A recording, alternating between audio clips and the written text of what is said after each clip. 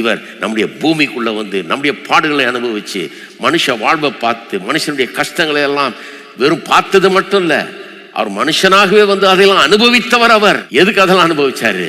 நம்முடைய வாழ்க்கைன்னா என்னன்னு தெரியும். அவர் எல்லா விதத்திலும் நம்மை போல சோதிக்கப்பட்டவர், நம்முடைய பாடுகள்லாம் அறிந்தவர். எதுக்கு அதெல்லாம் அவர் அனுபவிக்கணும்? ஏன்னா நம்ம நாளைக்கு சொல்லலாம், என்னுடைய ஆண்டவருக்கு என்னுடைய பாடுகள் தெரியும், என் பிரச்சனை அவருக்கு நல்லா தெரியும்.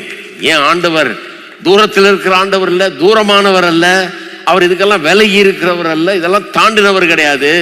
அவர் என் கூட இருக்கிற தேவன், என் கஷ்ட நேரத்தில் என் கூட வந்து என் கூட இருக்கிறவர். என்ன நல்லா புரியும் அவருக்கு, எனக்கு புரியுறதோட அவருக்கு நல்லா தெரியும் இந்த உலகத்தை பற்றி. இந்த உலகத்தில் அவர் வாழ்ந்திருக்கிறார். இங்க அடிபட்டு செத்தார், இங்க பொல்லாத மனிதர்கள் அவர்களை அடிச்சு கொன்னாங்க. அவரை போல அநியாயமா பாடுபட்டவர்கள் இந்த உலகத்தில். நீங்க அநியாயத்தை அனுபவிக்கும் போது நீங்க சொல்லலாம், என்னுடைய தெய்வம் இதெல்லாம் புரிஞ்சிருக்கிறார், ஆகவே அவர்தான் என்னை இதிலிருந்தெல்லாம் ரட்சிக்கிறவர்.